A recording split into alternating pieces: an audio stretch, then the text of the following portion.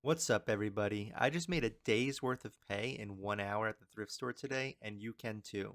I'm going to take you in the store, show you what I found, and give tips to anyone who wants to do this for themselves. Let's get flipping. Fish in a barrel. A couple great items to look for if you're new to flipping are hats and plushes. I like them because they're cheap, making them low risk, but they also can sell for a decent amount of money. For hats, look for pop culture such as comics, TV shows, movies, things like that. Popular brands like, Ford, John Deere, or sports teams like, the Steelers that I just picked up. I look at plushies similar to the way I look at hats. Anything that doesn't look generic is worth looking into. In this case, I found the mouse from If You Give a Mouse a Cookie. I looked it up and it was definitely worth the purchase. From my experience, I've always had luck with jumbo animal plushies. Anytime I buy them, I can typically sell them for at least $25 and have sold some for as much as $75. Anything past 24 inches I would consider jumbo, so this Toys R Us Panda would fall under that category. More items to be on the lookout for are tools and utility items, meaning things that serve a purpose. These type of items can sell for some big money. I've sold camera tripods in the past, which is why I looked into this one. Based off of its condition and after looking it up, I decided to pass on it though. This tent, on the other hand, was worth buying. If you see a tent, definitely look it up. They can easily get into the hundreds of dollars range depending on the type. I wanted to be able to open it to check the condition, but it would have been too much of a hassle. One thing that I'm notorious for is buying things without checking for defects. Don't be like me. Anytime you're looking at an item, make sure you thoroughly inspect it. One defect can make a profitable item worthless. This next tip may seem vague and unhelpful, but if you see something that looks unique or catches your eye, look it up. A good portion of items I buy fall under this category. I saw this blue box and thought it looked interesting. After I looked up completed listings, buying it was a no-brainer. Another thing to keep in mind is if certain purchases are worth parting out. I was concerned this item might not be functional since it's a second-hand item, but after researching it, I noticed that if certain things don't work, I can still make good money off of it if I part it out. Not everything you buy has to be in working condition to make money on it. Vintage and antique items can also sell really well, but they can be hard to identify. My advice is to use Google Lens. After I Google Lens this brass log holder, I was able to identify similar items to it and figure out how much it's worth. To finish off this trip, I went to the clothes section. Clothing can be an easy way to make profit, but in my opinion requires a lot more work. I actually learned about this brand 511 from watching another YouTube thrifter.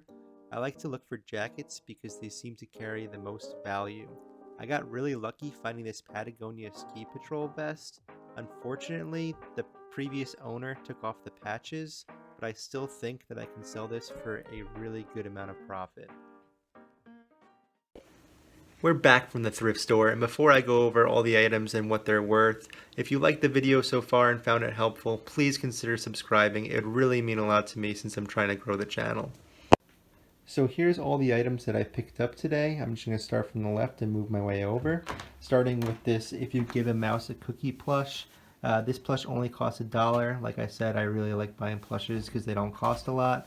And from online listings, it looks like I should sell this for around $30. I've seen tons of comp solds for that amount. So that's a really great buy. Moving on to this Jumbo Panda plush. This is from Toys R Us. And I ended up spending $1.99, so $2. And this has sold listings for up to $35. So with these two alone, I spent $3 and I should get $65, which is really good. This is why I like plushes. Moving on to Mindflex, I spent $6.99 on this, and I saw online sold listings for up to $70. But like I said in the video, if some of these things don't work, I can still part it out and make a good profit. So I'm really happy with this purchase as well. And then moving on to this antique fire log holder, I paid $6.99. It's got like the cool feet, claws for feet. And I've seen sold listings for up to $80. So far the items I bought were really high profit, and I'm really happy about it. Moving on to the clothes, we have this 511 tactical fishing shirt. Like I said, I learned about this from another YouTuber, and It was actually half off, so I paid $2.50, and it should be worth around $20. And finally, the greatest find of them all is this Patagonia Ski Patrol shirt. It's really nice condition if you felt it. Feels really quality. Like I said, the only thing that I'm kind of upset about is the previous owner removed the patches. You can see there was one that's supposed to be here. There's also that giant cross that's supposed to be on the back. If these had the patches, I've seen sold listings for up to $175, which is just like absolutely insane. But even without the patches, I'm confident I can get over $100 for this vest.